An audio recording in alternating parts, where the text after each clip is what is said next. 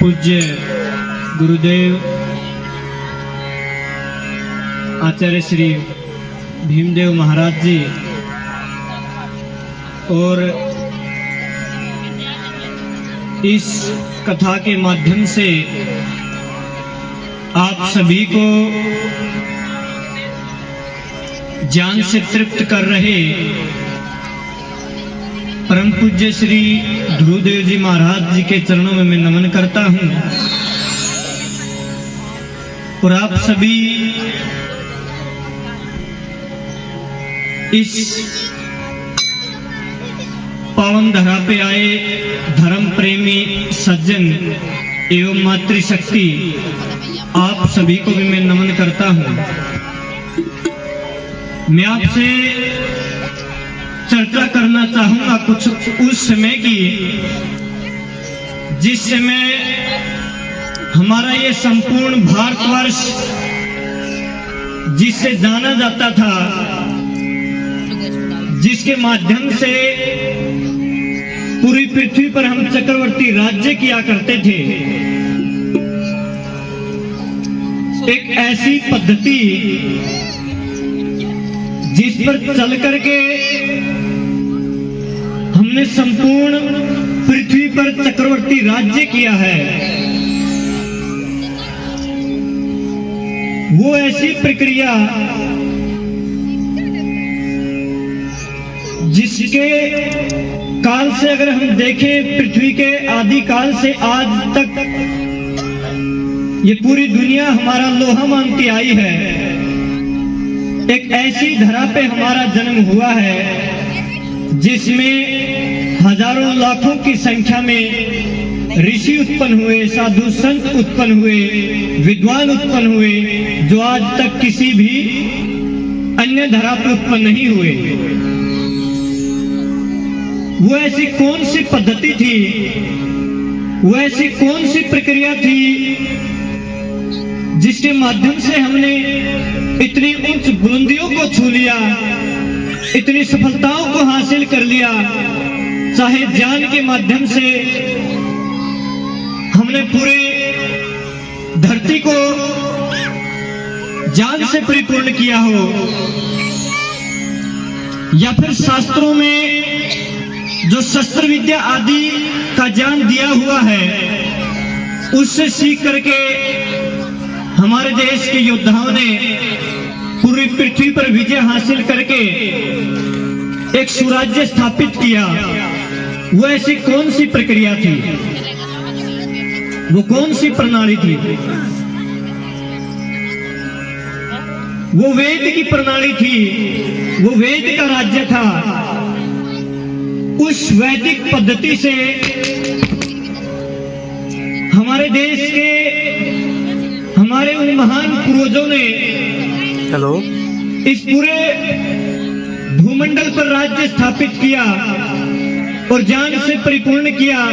सुव्यवस्थाएं चलाई। पूरी पृथ्वी पे कहीं भी अभाव नहीं था, कहीं भी अशिक्षा नहीं थी, अशिष्टाचार नहीं था। इसका एकमात्र जो श्रेय जाता है वो जाता है हमारे महापुरुषों को, हमारे ऋषियों को, जिन्होंने उस वेद की पद्धति को हमें दिया, जिसके माध्यम से हम इस पूरे संसार में एक अच्छे स्वराज्य को स्थापित कर पाए। आपको ये जान करके बड़ा हर्ष होगा, प्रसन्नता होगी कि हमारे भगवान श्री कृष्ण जी और भगवान श्री रामचंद्र जी भी गुरुकुलों में ही पढ़ते थे। वहीं पे उस वेद की शिक्षा को पाकर के उन्होंने अपने जीवन को इतना उच्च और आदर्श बनाया था, जिससे आज तक लाखों हजारों सालों तक इस धरा पे उनके जीवन से प्रेरणा पाकर के लाखों हजारों नहीं बल्कि करोड़ों अरबों की संख्या में मनुष्य अपने जीवन को धन्य बनाते आए हैं। हम इस मध्य प्रदेश की पावन धरा में जन्मे हैं, बड़े ही सौभाग्यशाली हैं क्योंकि यहीं पे उज्जैन के अंदर महर्षि संदीपनी के आश्रम में भगवान श्री कृष्ण जी ने विद्या ग्रहण की थी और यहीं पे उस ज्ञान के चक्षु को खोला था और यहीं पे शस्त्र और शास्त्रों की विद्या का अध्ययन किया था, जिसके माध्यम से आगे चल करके धर्म की स्थापना के लिए कुरुक्षेत्र के मैदान में भगवान जी ने उस अद्भुत गीता का ज्ञान हमें दिया था, जिसको पाकर के हम बड़े ही धन्य हैं और जिसके आदर्शों पर चल करके हम अपने आप जीवन में धन्य बना रहे हैं। उसी प्रक्रिया को आगे बढ़ाने के लिए, उसी शिक्षा को हमें देने के लिए हमारे अंदर वो संस्कार बचे रहे, वो संस्कृति बची रहे, वो सभ्यता बची रहे, वो अपनी प्राचीन पद्धति जिसको हम कुछ गुलामी काल में भुला चुके थे, या यूं कहें कि कुछ आक्रमणकारियों ने जिस संस्कृति को नष्ट किया था, जो सभ्यता मिटाने का काम किया था,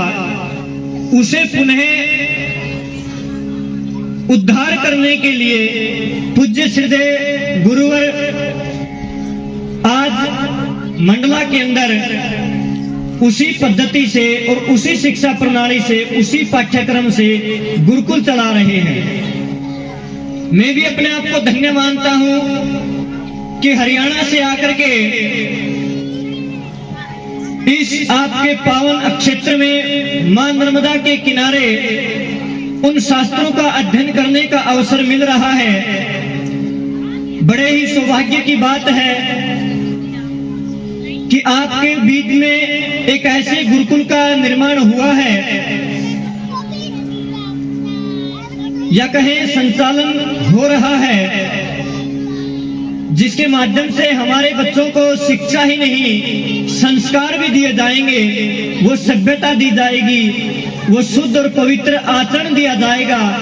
उन्हें नशा आदि से बचा करके या अन्य बुराइयों से बचा करके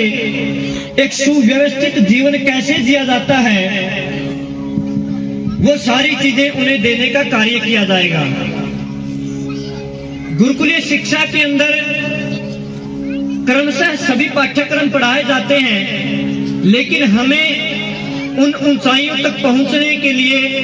पहले अपने आप को तैयार करना होता है, जिसमें बहुत सारी प्रक्रियाएं होती हैं। अर्थात एक प्रातःकाल उठने से लेकर के सायंकाल तक दिनचर्या के माध्यम से वो सारी चीज हमें क्रमशः सिखाई जाती हैं कि किस तरह से हम अपने जीवन को धन्य बना सकते हैं।